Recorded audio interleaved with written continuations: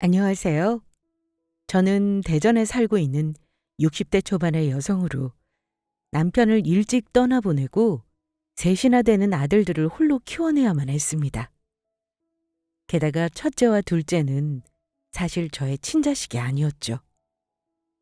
서방님과 동서가 남기고 간 저의 조카 자식들이었으니까요. 여자 홀로 조카 자식까지 키워내는 건 여간 힘든 일이 아니었습니다. 그래도 포기하지 않고 사랑으로 키워낸 저희 소중한 자식들이었죠. 수많은 역경을 겪으며 아이를 키워내니 결국 좋은 날도 오더라고요. 조카들 덕분에 저는 제 인생에 일어날 수 없을 거라고 생각한 기적과도 같은 일을 경험하게 되었으니까요. 장성한 조카들이 저를 일생일대의 위기에서 구해줬다고나 할까요? 만약 그때 제 곁에 조카들이 없었다면 어땠을지 아직도 그 생각만 하면 눈앞이 캄캄합니다. 남편과 만난 것은 제가 20대 후반의 나이였습니다. 남편은 가난한 집 장남으로 태어나 일찍 떠나신 시부모님을 대신해 밑에 있는 하나뿐인 남동생을 지극정성으로 키워냈죠. 그러다 보니 남편은 자연적으로 결혼도 늦어지게 되었고 지금이면 젊다고 하는 나이겠지만 그때는 결혼이 늦은 30대 초반의 노총각이었습니다. 남편이 저를 만나 결혼한 것도 서방님을 결혼시키고 어린 조카를 둘이나 본 후였으니까요. 남편이 저를 만날 때는 택배기사 일을 하고 있었는데 순박하고 다정다감한 성격이 저는 무척 마음에 들었습니다. 그리고 또 한 가지 마음에 든 것은 바로 저희 동서였습니다. 남편과 결혼 전부터 전 저희 동서가 무척 마음에 들었습니다. 동서는 고아로 부모님이 안 계셨는데 저도 부모님을 일찍 여의고 혼자였던 터라 저희는 말하지 않아도 서로 통하는 것이 있었거든요. 그래서 남편과 결혼한 후에 동서와는 친자매 이상으로 지내게 되었습니다. 서로 사는 집도 워낙 가까웠던지라 자주 오갔고요. 그런데 어느 날 동서가 저에게 고민을 털어놓더라고요. 동서는 그때 다세대 주택에 월세로 살고 있었는데 옆집에 사는 할머니가 자꾸 동서를 괴롭힌다는 거였어요. 자신보다 나이도 어리고 순진한 아기 엄마라 자기에게 함부로 못할 거로 생각한 건지 동서를 고아라고 무시한다는 것이었죠. 그리고 그날도 제가 어김없이 동서네 집에 놀러가게 되었는데 집안 마당에서 싸우는 소리가 들리더라고요. 또다시 동서네 옆집 할머니가 동서에게 시비를 걸며 괴롭히고 있던 겁니다. 할머니, 그동안 연세도 있으시고 해서 저도 참고 있었는데 이젠 제발 그만 좀 하시죠. 왜 자꾸 가만히는 저한테 시비를 걸면서 고아라고 무시를 하는 건데요. 제가 고아라서 할머니한테 뭐 피해드린 거 있어요? 오늘도 그냥 제가 우리 아이들 데리고 옆으로 지나간 거밖에 없는데 저희 아이들 보고 고아가 낳은 새끼들이라 재수가 없다니요. 지금 말 다 하셨어요? 아무리 그래도 제 아이들한테까지 막말하시는 할머니 행동 저도 더는 못 참아드린다고요. 지금 막말이라고 했어? 이래서 근본 없는 것들은 어쩔 수 없다니까. 어디서 버르장머리 없이 나이도 어린 것이 어른한테 꼬박꼬박 대들고 있어? 하지만 할머니의 말에 답을 한 건 동서가 아니었죠. 저도 그동안 동서를 괴롭히는 할머니한테 뭐라고 한마디 해주고 싶은 거 동서가 그래도 이웃사촌이라고 저를 말려 가만히 있었지만 더는 참을 수가 없었거든요. 그래서 제가 나서게 됩니다. 저는 동서네 집 대문을 박차고 들어가 동서를 괴롭히고 있는 할머니를 향해 말했죠. 진짜 그동안 동서 때문에 참고 있었는데 이제는 정말 안 되겠구만. 할머니가 뭔데 우리 동서한테 함부로 하세요? 그러는 할머니야말로 부모님 전부 살아계시나 보죠? 이건 또 뭔데 어른이여 이야기하는데 함부로 끼어들고 있어? 그리고 내 나이가 몇인데 우리 부모님이 살아계셔? 벌써 진작 돌아가셨지? 어머, 그러세요. 그러면 할머니도 저희 동서처럼 부모님 돌아가시고 근본 없는 건 마찬가지네요. 지금 뭐라고 했어? 나보고 근본이 없다고? 네. 할머니도 어차피 부모님 돌아가셨으면 저희 동서처럼 부모 없는 고아인 거 마찬가지잖아요. 그런데 왜 우리 동서만 부모님 없다고 근본 없다는 소리 들으면서 할머니한테 무시를 당해야 해요? 고아 할머니, 앞으로 그 주둥이 놀리려면 뭘 좀 알고 제대로 놀리세요. 나이 들어서 젊은 사람들한테 무시당하고 싶지 않으면 사람이 나이가 먹었으면 나이 먹은 값을 해야 할 거 아니야. 동네 사람들한테 물어보니 할머니 그 성격 때문에 자식들도 질려서 집에 찾아오지도 않는다면서요? 한 번 더 우리 동서 괴롭히면 할머니 자식들한테 찾아가서 지금까지 우리 동서 괴롭혔던 일 전부 말할 테니까 그렇게 하세요. 자식들한테 창피당하고 싶지 않으면 심심하다고 주변 사람 괴롭히지 말고 점잖게 지내시라고요. 저는 그렇게 말하며 동서와 조카들을 집 안으로 데리고 들어왔습니다. 그러자 동선의 옆집 할머니는 저의 말에 화가 났는지 뭐라고 하는 소리가 들렸지만 그 후로는 동서를 더는 괴롭히는 일은 없었어요. 제가 자식들을 찾아가 따지겠다는 말에 겁을 드신 것 같았죠. 동서는 곤란한 상황에 나타나 자신을 도와줬다면서 저에게 고마워했고요. 매번 옆집 할머니한테 당하고만 살았는데 제가 속 시원히 싸워줘서 속이 시원했다고 합니다. 그렇게 저희는 부모 대신 형제자매 대신 서로에게 의지하며 살게 되었습니다. 그렇게 동서네와 같은 동네에서 오손도손 살며 무탈하게 보내던 어느 날 동서에게 큰 불행이 닥치고 맙니다. 서방님은 다니던 직장에서 지게차 운전기사로 일을 하고 있었는데 회사 물류창고가 무너지는 사고가 나며 돌아가시게 된 것입니다. 어린 두 조카와 동서만 남긴 채 말이에요. 동서며 저희 남편이며 그때 받았던 충격은 이루 말할 수 없었죠. 더욱이 동서는 서방님이 돌아가시자 절망하며 정신을 차리지 못했습니다. 형님, 어떻게 해요?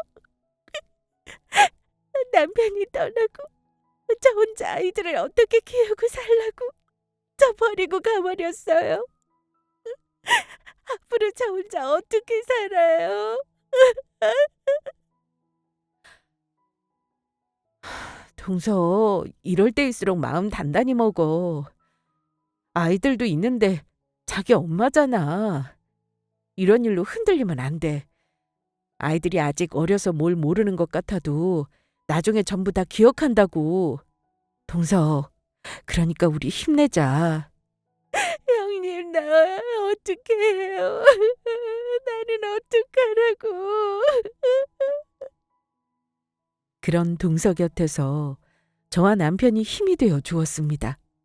그러자 동서도 어느 순간 마음을 잡더라고요. 아직 어린 조카들이 있으니 어떻게든 살아야겠다는 마음인 것 같았어요. 그래서 동서는 서방님이 떠나고 회사에서 받은 보상금으로 생활하며 저희 부부의 도움으로 겨울에는 붕어빵 장사를, 여름에는 떡볶이 장사를 하며 아이들을 키워나가게 됩니다. 가까이서 본 제가 보아도 동서는 정말 강하고 훌륭한 멋진 엄마였어요. 그런데 아이들을 돌보느라 자신의 건강을 돌볼 여유가 없었던 것인지 동서는 서방님이 떠나고 3년 후 암에 걸리고 말았죠. 췌장암이었는데 병을 발견했을 때는 이미 많이 진행된 상태라 손쓸 방법이 없었어요. 그런데 동서는 생애 마지막을 준비하는 시간까지도 오롯이 두 조카들 걱정뿐이었죠. 저 떠나고 나면 저희 아이들은 누가 돌봐요? 형님, 저 살고 싶어요. 더도 말고 덜도 말고 딱 우리 아이들 20살 되는 것까지만, 아니 고등학교 들어가는 것까지만이라도 보고 싶어요. 형님, 나 살고 싶어요. 동서, 걱정하지 마. 동서 아이들 내가 키워줄게. 우리 조카들 내 자식으로 내가 키워. 형님, 정말이에요? 형님이 정말 저희 아이들 키워주실 거예요? 그렇다니까. 그러니까 동서 자꾸 나쁜 생각하지 말고 아이들 위해서라도 하루라도 더 살 생각해. 동서 누구보다 강한 엄마잖아. 그러니까 우리 힘내보자. 네, 형님. 정말 고맙습니다. 저 힘내볼게요. 우리 아이들 위해 하루라도 더 살도록 노력할게요. 형님이 제 은인이세요. 고맙습니다. 그때 저도 왜 그랬는지 모르겠지만 동서 아이를 제가 책임져야겠다는 생각이 들었습니다. 형제 자매도 없이 부모님을 떠나보냈던 저는 동서를 친자매나 다름없이 생각했었고 그래서인지 서방님과 동서의 아이들도 그냥 제 새끼 같았거든요. 하지만 동서는 생각보다 저희 곁을 일찍 떠났습니다. 그래서 동서는 제대로 된 치료 한번 받지도 못한 채 멀리 떠나가 버린 것이죠. 그리고 동서가 유언처럼 자기가 떠나면 보라며 저에게 남긴 상자가 하나 있었는데 저는 동서가 떠난 후 장례까지 치른 후 상자 안의 내용을 확인하게 되었습니다. 전 동서가 남긴 상자를 열어본 순간 눈물을 쏟고 말았어요. 상자 안에는 동서가 남긴 편지와 통장 하나 그리고 예쁜 아기 신발이 잘 포장되어 들어있었으니까요.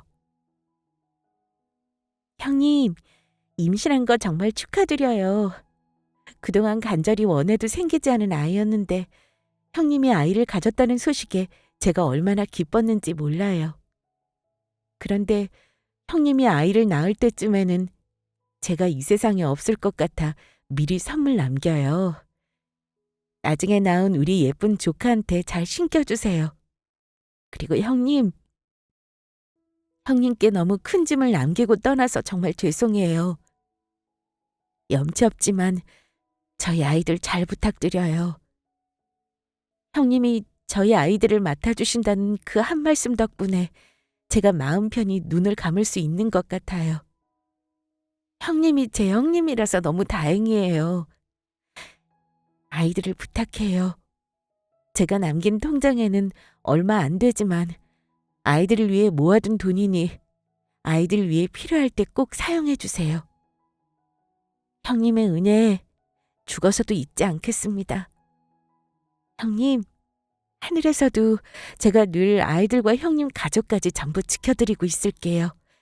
그러니 부디 행복하세요. 사실 전 동서를 병관화하던 당시 뒤늦게 아이를 임신한 상태였습니다. 남편과 결혼 후 몇 년이 지나도록 여러 노력 끝에도 생기지 않아 포기하고 있던 것인데 생각지 못한 시기 아이를 가지게 된 것이었죠.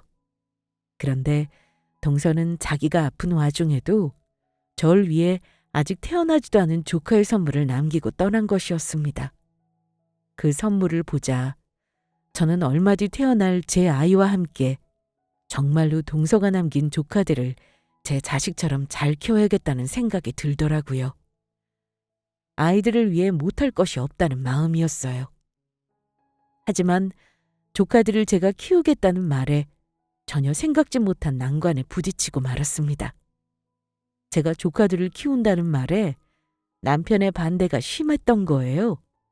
곧 태어날 아이도 있고 저희 형편의 어린 조카 둘을 어떻게 키우겠냐는 소리였죠. 난 반대야. 절대 그럴 수 없어. 다 같이 죽자는 것도 아니고 어린애 둘을 우리 형편은 어떻게 키워? 그냥 둘 다 보육원에 보내자. 당신 조용하지 못하겠어? 옆방에서 조카들이 듣겠어.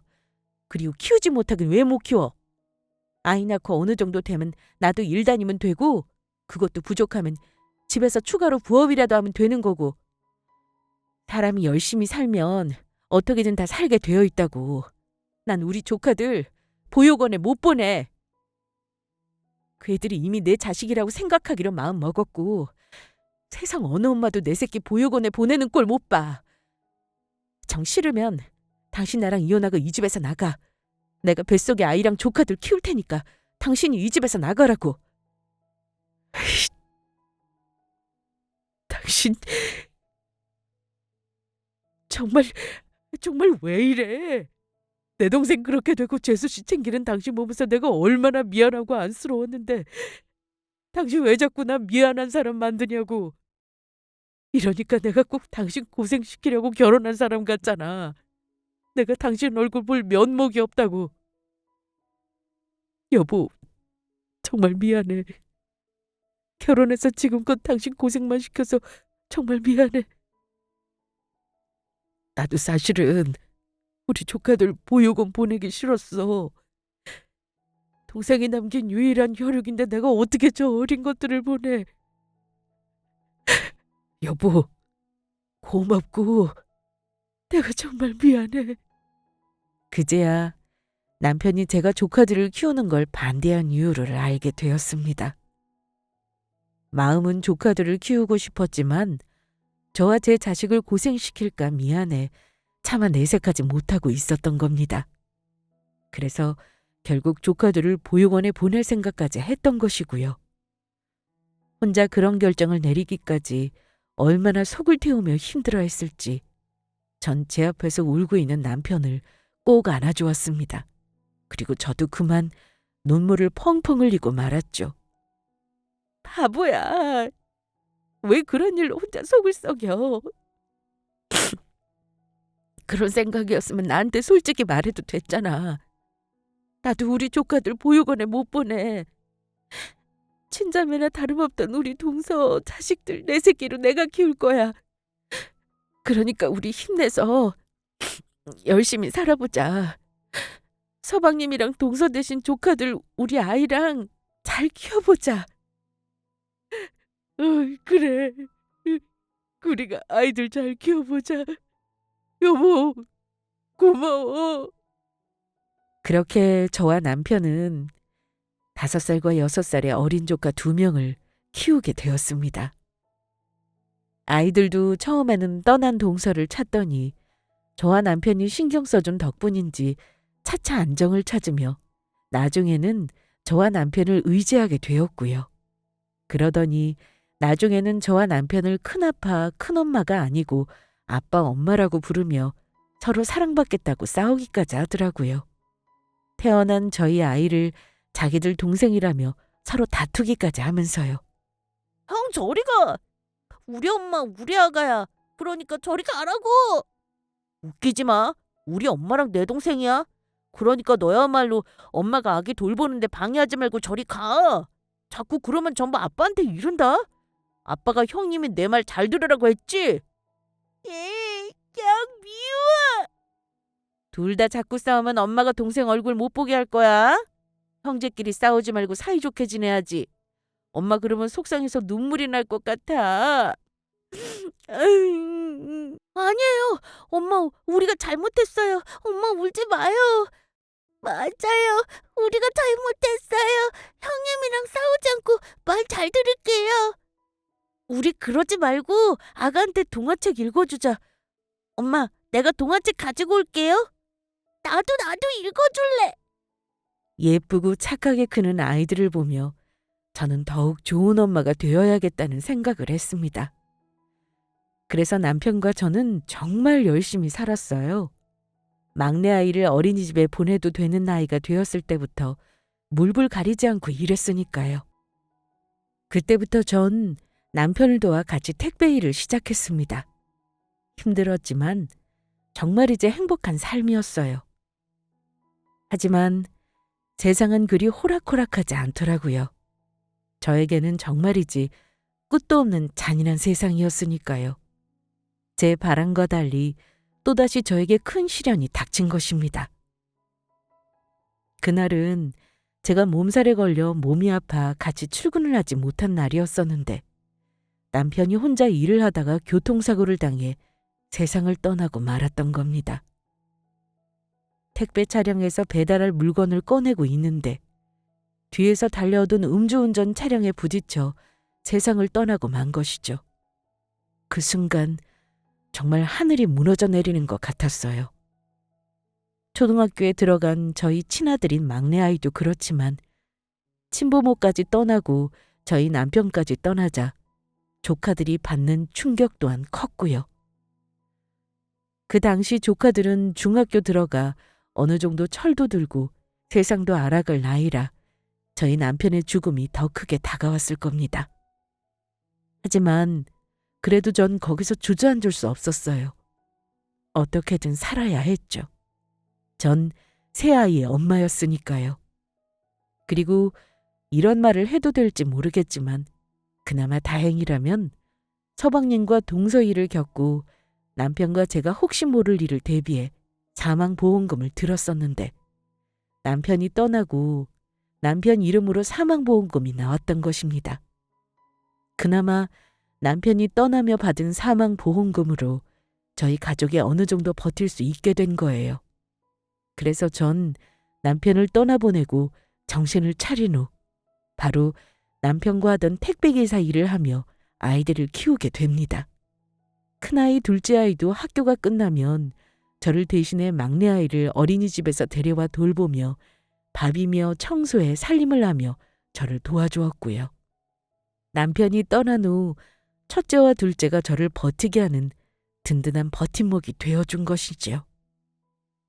그렇게 세월이 흐르고 두 조카 모두 어엿한 성인이 되었습니다. 그런데 저는 조카들이 커서도 제 곁에 있어줄 거라고 생각했는데 그건 전부 저의 착각이었더라고요. 둘째 조카가 20살 성인이 되던 해 갑자기 저에게 조카들이 독립을 하겠다고 선언을 해온 겁니다. 전 너무 놀라 아이들을 말릴 수밖에 없었죠. 그게 무슨 소리야? 갑자기 너희들이 독립을 하겠다니. 엄마 걱정하지 마. 이젠 우리 둘도 다 컸고 우리 밥벌이는 우리가 알아서 하면서 살아야지. 언제까지 엄마 곁에서 아무것도 안 하고 살면서 힘들게 할 수는 없잖아. 너희들이 언제 엄마를 힘들게 했다고 그래. 너희들만큼 착한 아이들이 세상에 어디 있다고. 그리고 아무것도 안 하긴. 첫째 너는 엄마가 그렇게 대학 가라는데도 엄마 말 안 듣고 취업해서 직장 다니더니 그 월급도 엄마한테 전부 다 주고. 둘째 너도 대학 가라는데 엄마 말 안 듣고 갑자기 고등학교 졸업하자마자 직장 다니고 버는 족족 엄마한테 전부 맡기더니 이제 둘 다 컸다고 엄마 곁을 떠나겠다는 거야? 너희들 솔직히 말해봐. 엄마 힘들까 봐 대학도 안 간 거지? 그래서 지금 엄마 곁을 떠나겠다고 하는 거야? 엄마는 또 무슨 말도 안 되는 소리를 해. 우리 처음부터 공부머리 없었던 거 엄마도 알잖아. 그런데 왜 대학을 가서 쓸데없이 생돈을 날려? 그냥 이제 우리도 다 컸고 독립할 나이가 된 것 같아서 그런 거야. 그리고 직장도 그렇고 큰일을 하려면 서울로 가야 할 것 같은데 여기서든 뭘 하든 한계가 있는 것 같아서 나중에 후회되지 않게 일단 해보고 싶었던 거 전부 다 해보려고. 형 말이 맞아. 엄마, 우리 꿈 이루기 위해선 이곳은 너무 좁다고. 우리 서울 가서 자리 잡으면 엄마 부를 테니까 그때는 꼭 정은이랑 같이 올라와야 해? 알겠다. 그렇게 너희들이 정 가겠다면 나도 그냥은 보낼 수 없지. 저는 그렇게 말하면서 아이들에게 통장 하나를 건넸습니다. 동서가 남긴 통장에 있던 돈과 아이들이 받은 월급, 그리고 적은 돈이지만 남편과 제가 두 조카를 위해 조금씩 모아두었던 돈이 든 통장을 아이들에게 내밀었죠. 그러자 아이들은 의아한 얼굴로 저를 쳐다보더라고요. 엄마, 이건 뭐야? 뭐긴. 우리 동서, 그러니까 너희들 친엄마가 떠나면서 나중에 너희 위해 쓰라고 나한테 맡겼던 돈이랑 니들이 그동안 꼬박꼬박 나한테 바쳤던 월급, 그리고 나랑 아빠가 니들 언제 필요할지 몰라 차곡차곡 저금했던 돈이 들어있는 통장이지. 서울 가려면 당장 집부터 구해야 할 거고 돈도 필요할 텐데 이걸로 써라. 엄마, 우리가 주는 월급은 엄마 위에 전부 쓰라고 했잖아. 그동안 우리 키우느라고 고생하신 거 우리가 모를 줄 알아? 그런데 왜 자꾸 우리가 미안한 일만 하시는 거야? 이놈이? 부모 자식 간에 미안한 게 어디 있어. 원래 부모는 자식한테 전부 해줘도 늘 부족하다고 생각하는 거야. 너희들 이 돈 안 받으면 난 니들 서울로 못 보내니까 그렇게 알아. 엄마 고마워. 우리가 꼭 성공해서 엄마 호강시켜줄게. 엄마 힘들어도 조금만 참으셔. 엄마 노후는 우리가 책임질 거야. 그런 건 필요 없고 난 너희들이 행복하게 잘 사는 것만 보여주면 돼. 그것만 나는 더 바랄 게 없어. 그러니까 서울 가서도 아프지 말고 잘 지내야 한다. 힘들면 언제든지 돌아오고. 알겠지? 응, 엄마. 저는 조카들을 그렇게 서울로 떠나보냈습니다. 아이들은 서울에 가면서 자주 연락을 하겠다더니 사는 것이 바쁜지 1년에 몇 번 안부 전화만 할 뿐 얼굴 보는 일이 없었습니다. 그래도 저를 찾아오지 못하는 이유가 있을 거라고 생각하며 아이들의 건강한 목소리에 부디 잘 있기를 바라는 마음이었죠. 그렇게 세월이 흐르다 보니 저도 하던 택배일을 관두고 그동안 제가 일하면서 힘들게 모은 돈과 남편이 떠나고 받았던 조금 남아있던 사망보험금을 모아 꿈이었던 작은 가게를 하나 열게 되었습니다. 다름 아닌 만두 가게였죠. 저희 아이들이 인정할 만큼 제가 만두 빚는 솜씨가 기가 막혔거든요. 초반에 자리 잡는 데 고생을 하긴 했지만 그래도 나름 손맛이 좋아 가게를 운영하며 저와 저의 막내 아들 2사람이 먹고 살만은 했습니다. 저희 막내도 다 커서 2년제 대학의 식품조리학과 졸업하고 저희 일을 돕기도 했고요. 그런데 가게가 어느 정도 자리를 잡고 나자 서울로 올라간 2 조카들 생각이 더 많이 나더라고요. 그런데 아이들을 그리워한 것은 저뿐만이 아니었는지 막내도 2 조카를 친형제라 생각했기에 많이 보고 싶어 했습니다. 엄마, 형들이랑 같이 장사했으면 더 좋았을 텐데 그러면 더 즐겁고 재미있었을 것 같아. 그러게 말이다. 첫째랑 둘째도 같이 있었으면 참 좋았을 텐데. 2 조카 아이가 보고 싶긴 했지만 그래도 가게 운영도 잘 되고 있었고 몇 년 동안은 막내 아들과 저 2사람 모두 무탈하게 잘 지낼 수 있었습니다. 그런데 그런 저희 모자에게 정말 생각지도 못한 충격적인 일이 생겨버리고 맙니다. 은행 대출을 받아 그간 장사를 하며 모은 돈을 합쳐 가게 근처 빌라로 이사를 가게 되었는데 그만 전세 사기를 당하고 만 것입니다. 저희가 그 사실을 눈치챘을 때는 집주인이 이미 돈을 들고 종적을 감춘 상태였고요. 전 하루아침에 빚만 잔뜩 진 빚쟁이가 되어버린 것입니다. 게다가 그때 건물 주인까지 가게 계약 만료일이 다가오니 임대료를 올려달라고 나온 것이죠. 그렇지 않으면 법적으로 처리할 거라며 당장 가게를 비워달라면서요. 왜 매번 제 삶에서만 이런 일이 생기는 건지 그때는 제 기구한 운명에 대해 원망도 참 많이 했습니다. 전세 사기를 당해 가게 임대료를 올려줄 수 없는 상황에서 전 결국 가게를 비워줄 수밖에 없었습니다. 가게를 비우며 받은 보증금으로 은행 대출금을 어느 정도 갚게 되었지만 그래도 은행에 갚아야 할 빚이 남아 있었고 아들과 저는 급한 대로 근처 수제 만두 공장에 취직을 하게 됩니다. 일이 힘들어서인지 월급도 많이 줬고 그동안 만두 가게를 차려 일한 경력을 살릴 수 있겠다는 생각이었죠. 하지만 만두 공장에서의 일은 정말이지 쉽지 않았습니다. 왜냐하면 직원들을 괴롭히는 못된 인간이 있었거든요. 30대 초반에 저희 팀 반장으로 사람들 말로는 사장 조카라고 하더라고요. 그래서인지 조용히 있는 사장보다도 갑질이 매우 심했습니다. 거의 직원들을 자기 노예 부리듯 했으니까요. 본인보다 나이가 많든 적든 상관 안 하고 직원들을 함부로 대했습니다. 그러다 저희 팀 팀장이 저에게 개인적인 심부름까지 시키는 것이었죠. 다들 빨리빨리 하라고.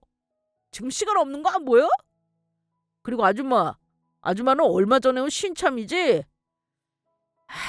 곧 점심시간이고 내가 먹고 싶은 짜장면이 있는데 그 집이 배달이 안 돼서 그러니까 아줌마가 가서 짜장면이랑 탕수육 좀 빨리 사와. 서비스로 단무지 좀 많이 달라고 하고. 지금 뭐라고 하신 건가요? 지금 반장님이 먹을 짜장면을 저보고 사오라는 건가요? 그건 반장님 개인적인 용부인데 왜 저한테 시키나요? 사오라면 사올 것이지. 왜 이렇게 말이 많아? 내 부하 직원이면 부하 직원답게 굴어. 따박따박 말 대답하지 말고. 그렇게는 못하겠네요. 나는 여기 회사 직원으로 들어온 거지 반장님 점심이나 배달해주는 배달기사로 들어온 게 아니라서요. 그러니 짜장면이 먹고 싶은 거면 직접 사와서 먹으라고요. 아줌마, 이렇게 나온다 이거지?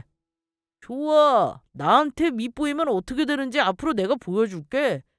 기대하고 있는 게 좋을 거야. 그 이후 저를 향한 반장의 괴롭힘은 말도 못했습니다. 다른 직원들과 똑같이 일해도 제가 손이 느리고 일을 못한다고 연신 잔소리였죠. 게다가 제가 반장의 짜장면 배달을 거부한 그날 이후 가만히 있던 저희 아들까지 같이 찍힌 것인지 저희 두 모자를 못 잡아먹어서 안달이었으니까요. 어느 날인가 저희 아들이 몸살이 심하게 걸려 회사에 병가를 내고 안 나온 날이 있는데 그걸 꼬투리 잡아서 저를 괴롭혔던 겁니다. 이봐 아줌마, 진짜 나한테 쫓겨나고 싶어? 빨리 제대로 하란 말이야. 그리고 아줌마들은 오늘 왜 안 나온 건데? 누구 마음대로 결근한 거냐고. 몸살로 아파서 공장장님께 연락해서 말씀드리고 하루 쉬기로 했어요. 이것들이 정말 나랑 장난하나? 아무리 공장장이라도 여기 실세가 누군지 정말 몰라서 그래? 난 우리 회사 사장 조카라고. 그러면 뭐를 하든 나한테 허락을 받아야 할 거 아니야. 이것들이 진짜 빠져서. 아줌마 아들 당장 회사에 나오라고 그래. 아파서 쓰러져도 회사 와서 쓰러지라고 하라고. 하지만 사람이 참는데도 한계가 있었습니다. 이미 공장장님에게 허락까지 받고 몸살로 아파 병가를 낸 사람을 나오라고 하는 반장의 말에 더는 참을 수가 없던 겁니다. 갑질도 이런 갑질이 없었으니까요. 그래서 저도 반장이란 인간에게 한껏 쏘아주고 말았습니다. 그렇게 못하겠다면 어쩔래? 이 썩을 놈의 자식아. 뭐? 썩을 놈의 자식? 아줌마, 지금 나한테 반말하면서 욕한 거야? 감히 반장이 나한테? 그래, 반말했다. 나이도 어린 놈이 버르장머리 없이 먼저 반말한 게 누군데 그래? 네 부모님은 널 그렇게 가르쳤냐? 너보다 나이 많은 어른한테 반말이나 무식하게 찍찍하라고 그렇게 가르쳤냐고? 네 놈이 반장이면 다야? 이 아줌마가 진짜 안 되겠네. 아줌마 지금 회사 잘리고 싶은 거지? 여기 사장인 우리 사촌 형한테 말해서 아줌마랑 아줌마 아들 자르라고 할 테니까 내일부터 나올 필요 없어.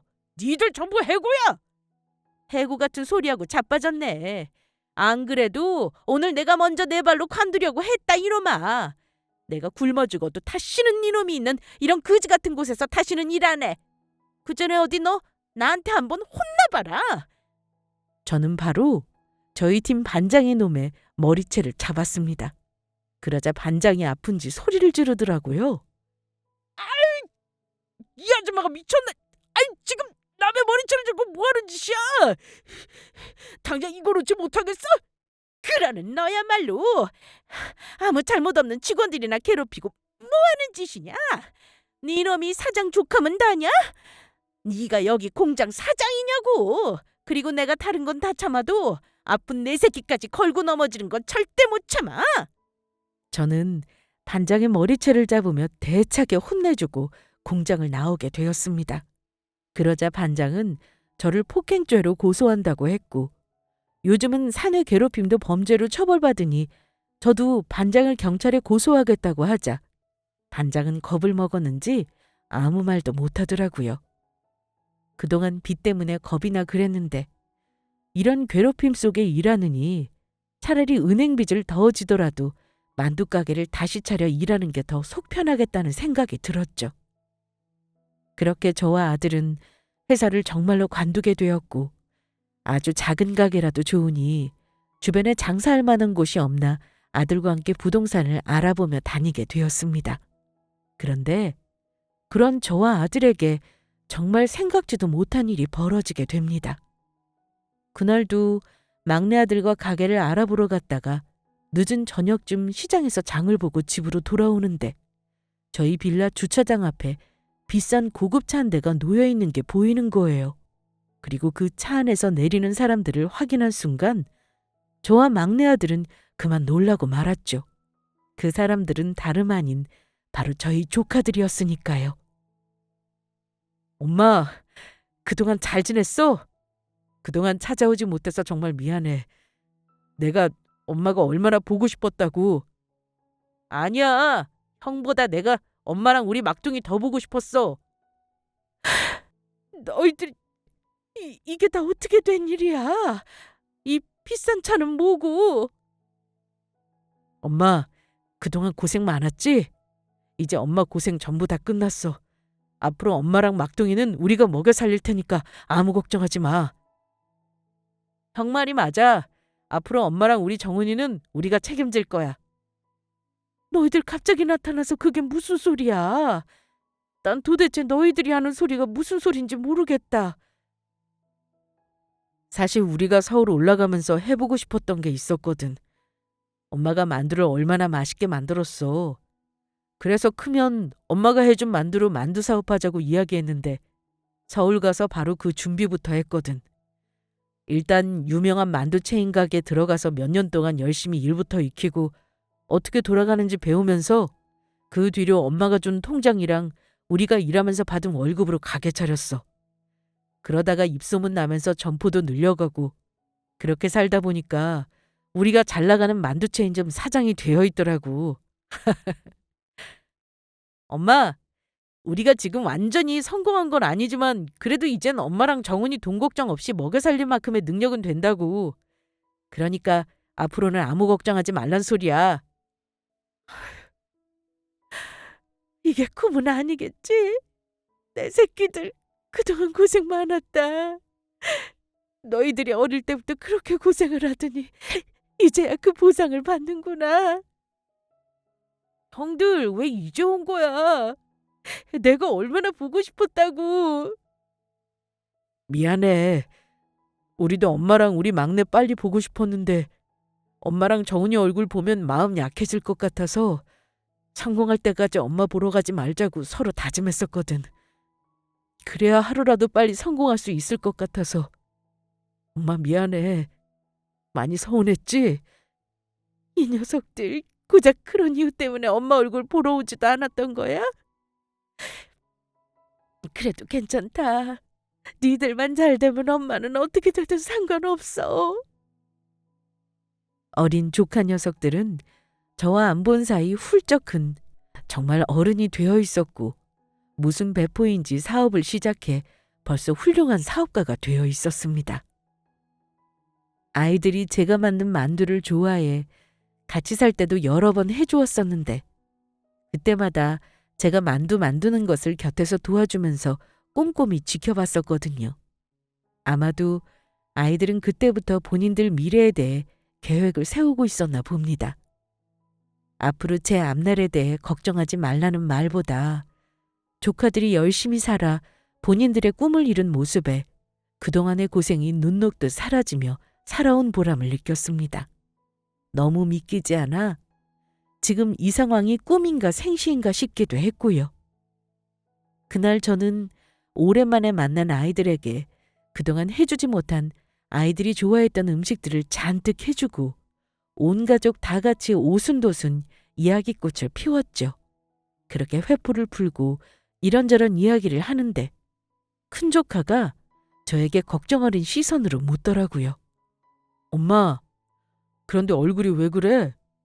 아무리 못 본 지 오래됐다고 해도 엄마도 그렇고 정은이도 그렇고 한참 고생한 사람처럼 얼굴이 왜 이렇게 안 좋으냐고. 그 말에 저는 그동안 있었던 일들을 전부 털어놓게 되었습니다.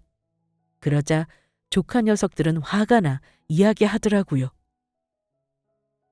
이 못된 놈들. 엄마, 집 전세 사기친 놈도 그렇고 그 공장 반장이란 놈도 그렇고 도저히 용서할 수가 없네. 엄마, 전세 사기친 놈은 경찰에서도 찾고 있다니 어쩔 수 없다 쳐도 그 반장 놈은만큼은 우리가 제대로 혼내줄 테니까 걱정하지 마. 너희들이 혼내주긴 어떻게 혼내주겠다는 거야? 사실 엄마가 다니던 그 만두 공장은 우리도 이미 알고 있던 곳이야. 전국에 만두 공장이 한두 군데도 아닐 테고 너희들이 거기를 어떻게 알아? 그리고 조카들이 하는 말에 저는 깜짝 놀라며 정말 세상에 기적이 있다고 생각을 하게 되었어요. 알고 보니 제가 다니던 공장을 저희 조카들이 인수하려고 했던 곳이더라고요. 체인점이 점점 늘어나자 만두 제품을 생산해 추가로 물량을 공급할 곳이 필요했던 것이죠. 그래서 제가 있는 지역의 공장을 사 제품을 생산하게 되면 오가며 제 얼굴도 자주 볼 수 있을 것 같아서 일부러 이 지역으로 알아본 거라고 하였죠. 그러면서 조카들이 하는 말이 회사를 인수하며 사장과 이야기해 일하던 직원을 정리하지 않고 그대로 쓰기로 했었는데 한 명은 제외를 해야겠다고 했습니다. 바로 저와 직원들을 못살게 괴롭히던 자기가 사장 조카라며 으스대던 바로 그 반장 말이에요. 그렇게 몇 달이 흐른 후 조카들은 정말로 제가 다니던 만두 공장을 인수하게 되었고 저와 아들은 조카들을 따라 인수한 공장에 함께 처음으로 가게 되었습니다. 그런데 공장의 주인이 된 조카들과 저와 아들이 들어서자 저희 팀 반장이었던 놈이 또다시 저와 아들한테 다가와서 시비를 걸었습니다. 아줌마랑 아줌마 아들은 여기에 왜 다시 온 거야? 그것도 우리 회사 사장님 두 분이랑. 두 사장님께서는 저 아줌마랑 젊은 남자는 신경 쓰지 않으셔도 됩니다. 일을 하도 못해서 얼마 전에 잘랐는데 아무래도 앙시 붙고 오늘 찾아왔나 봅니다. 제가 책임지고 저 인간들을 당장 쫓아내도록 할 테니 아무 걱정하지 마십시오. 뭐? 지금 감히 네 주제에 누굴 쫓아내겠다는 거야? 다시 말해봐. 예? 왜 갑자기 화를 내시는지.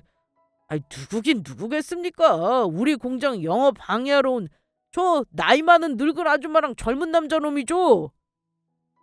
너 지금 저 두 사람이 누구인지는 알고 멋대로 짓거리는 거야? 네 놈이 욕했던 이 늙은 아줌마는 바로 우리 엄마고 여기 젊은 남자는 내 막내 동생이라고? 엄마랑 막내 동생이라고요?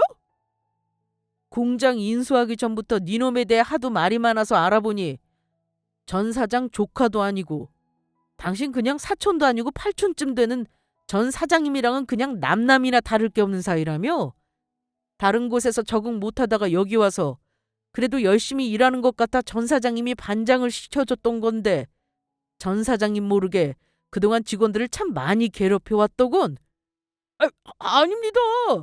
제가 저희 직원들을 괴롭히긴요. 저거 얼마나 잘해줬는데. 다들 내 말이 맞지? 전부 조용히 있지 말고 뭐라고 말들 좀 해봐. 이 자식이 아직도 정신 못 차리고 어디서 내 직원들한테 협박이야. 그러면 누구 말이 사실인지 우리 엄마랑 동생한테 물어볼까? 엄마, 정훈아, 네가 한번 얘기해봐. 이 반장이란 놈이 그동안 직원들 어떻게 괴롭혔는지. 아닙니다.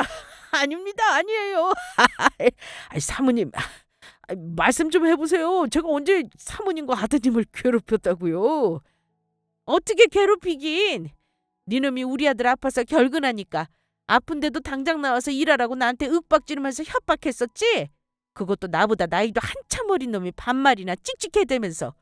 아무리 니놈이 내 상사였어도 서로 지켜야 할 최소한의 예의라는 게 있는 거야. 그리고 그동안 우리 같이 일하는 동료 직원들 무시하면서 노예처럼 부려먹었던 거 내 두 눈으로 똑똑히 봤다고. 한마디로 니놈이 이제 끝장이란 소리야. 당장 내 아들들 공장에서 나가! 아니야. 이럴 순 없어. 내가 여기서 잘리면 어디 가서 일하라고. 제발 한 번만 봐주세요. 내가 니놈한테 해줄 말은 이것밖에 없다. 에라, 이거나 먹어라. 전 반장에게 밀가루 포대를 들이부었습니다.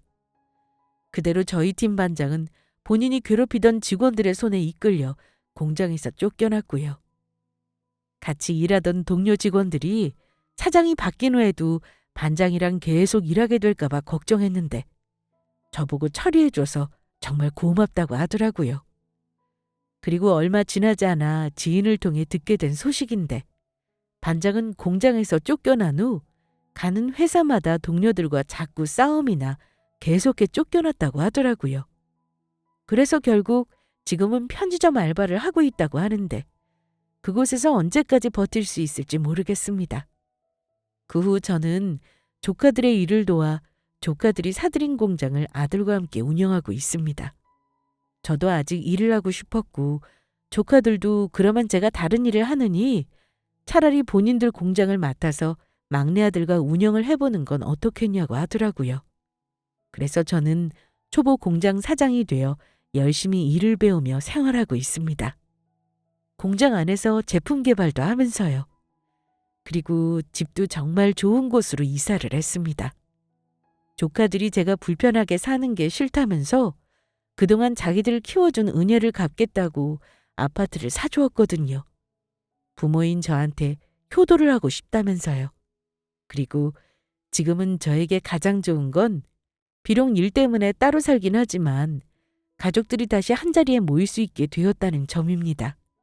그래서 가끔 가족들끼리 모여 함께 여행도 가고 맛있는 것도 해먹으며 소소하지만 큰 행복을 누릴 수 있게 되었고요.